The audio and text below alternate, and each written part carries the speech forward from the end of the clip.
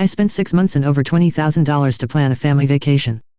However, when my mate's childhood sweetheart Victoria heard about our trip, she begged to join us. Alexander didn't hesitate. He cancelled my spot in the protected convoy and gave it to her instead. He forced me to travel alone through deadly shadow-packed territory, a 36-hour journey where 3 wolves had died last month. The whole family supported Alexander's decision without a thought for my safety, so I changed my travel plans. I headed north instead of south. I spent 3 months enjoying myself, ignoring their mind link message.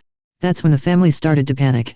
It was rare for my mate Alexander to take time off from his warrior duties, so I planned a family trip to the Northern Territories.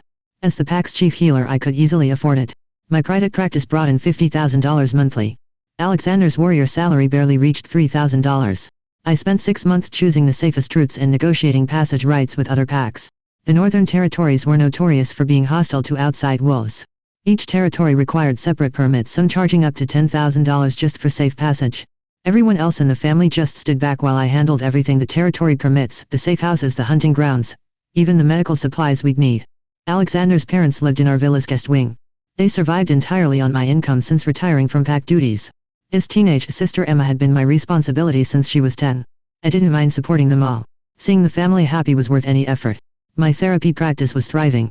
Wolves from all territories sought my services, especially for mate bond counseling. Getting safe passage through other territories was tricky, so I secured our permits early. When Emma mentioned she'd never traveled with a protected convoy before, I dipped into my savings to upgrade our entire family's travel arrangements. The extra $15,000 was worth it for their safety. Then, just before departure, Alexander dropped his bombshell. Victoria heard about our trip and wants to join. The protected convoy is full now, so you'll have to go through the Shadow Pack's territory alone. I've already arranged your passage permit. He sent me the travel document through our pack link. My blood ran cold when I saw the route. It went straight through the most dangerous part of Shadow Pack territory. 3 wolves had been killed there just last month. What do you mean? This is supposed to be a family trip and you're inviting Victoria? Of course. Victoria wanted to come, so naturally I had to include her. My wolf stirred angrily beneath my skin. When my mother wanted to join us last week. What did you say? You said this was a pack-only trip. No outsiders. But the moment Victoria asks, you jump to accommodate her. Victoria isn't like your mother. She's practically pack more than pack. In my heart she's always been family. I felt my claws threatening to emerge. Then why am I the one who has to travel alone? Those convoy spots were secured months ago. The convoy's full. I had to cancel your spot to make room for Victoria. You are strong. You can go through Shadow Pack territory on your own. I checked the permit again. Of all the routes he chosen the deadliest one. So Victoria gets the protected convoy. Why risk my life crossing hostile territory alone? You're always saying you want to explore other territories. Now's your chance. I looked to James and Sarah, Alexander's parents, whom I'd supported for years. James turned away. Sarah came over with a placating smile. Scarlet dear, Victoria and Alexander grew up running the same hunting grounds. They have so many shared memories. Of course they should travel together.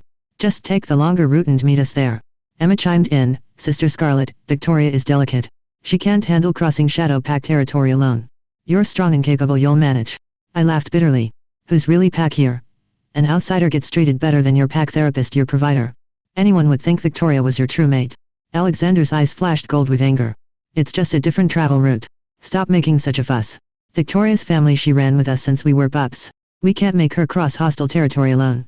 Make this small sacrifice show what it means to be a proper mate. The front door of our villa opened then.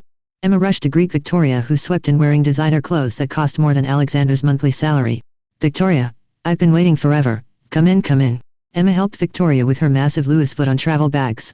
I've missed you so much. If only you hadn't left our territory back then, you could have been my real sister when you mated with Alexander. Sarah grabbed Victoria's manicured hands. Exactly. I always saw you as my future daughter-in-law. In my heart no one compares to you. They said this right in front of me without a shred of shame. In that moment my heart froze toward them all.